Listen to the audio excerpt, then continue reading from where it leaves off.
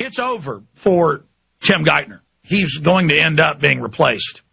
They may wait 6 months until right before the election to do it, but I would be very surprised if he isn't gone, and there's calls for his resignation in the House and Senate, and the White House is now distancing themselves. That isn't good enough. You don't throw one of your bag men under the bus and then satisfy the American people, the people of the world who've been swindled.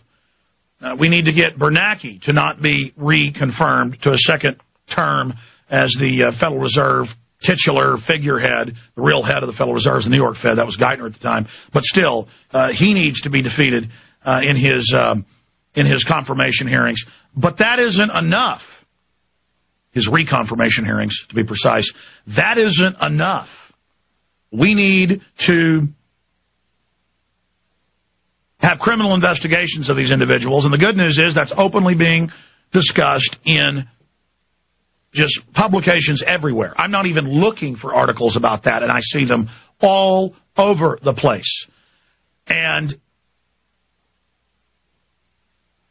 the people are learning who their real enemies are. These offshore private banks that have come in, taken over our government, and suck almost all the tax money out through corporate welfare to themselves. The New York Federal Reserve Bank in the fall of 2008, when the Federal Reserve and the Treasury and the White House and the Congress decided to bail out AIG. Right. In the process of that bailing out of AIG, many, many documents were exchanged. If you went to the bank to borrow money, you'd have to fill out documents. One of the documents AIG filled out said, we owe X dollars to Goldman Sachs, and we plan on paying them 100 cents on the dollar.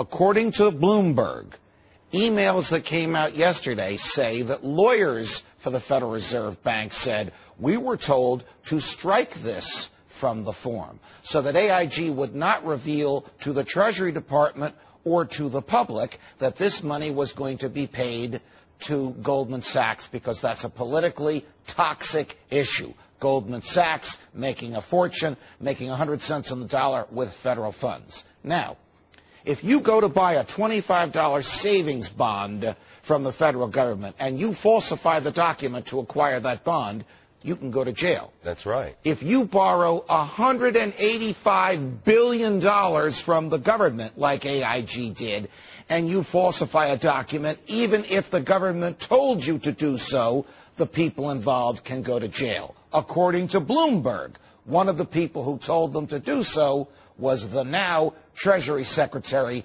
Timothy Geithner. All right. Now, they're alleging that they kept it from the people, that they didn't make it public what they were going to be doing with this money. But is that to say that the government didn't know either? Good question. If they just kept that would be a key, wouldn't if it? they just kept it from the public, there is no crime. And Geithner may actually be commended for his political wisdom. If it was required to be reported in a document and not accurately reported, that would be the criminal event. And anybody who conspired to do so, counseled to do so, or ordered someone to do so would be a potential defendant for that crime. It's piling up on one Tim Geithner. It is piling up on him. This does not look very good for intellectual honesty and for the competence of reposing the people's money in his hands. Why in the world would our government, with our money, pay 100 cents on the dollar for stuff that ain't worth the paper it's printed on? Why? We who watch this stuff for a living, you and I and our colleagues. I mean, it's here at clear Fox, that the banks run the country. The country doesn't run itself. The banks have tremendous influence in the Kidding. country. The government regulates the banks. They're in bed with each other. It's crazy. We did not know until after this deal was done that AIG had someone it owed money to, and it paid that someone 100 cents on the dollar. And that someone was the richest investment bank in the world, whose former chair was then the Treasury Secretary, Henry Paulson. The someone was Goldman Sachs. None of us knew that until after the $13 billion in federal funds had been paid to Goldman Sachs.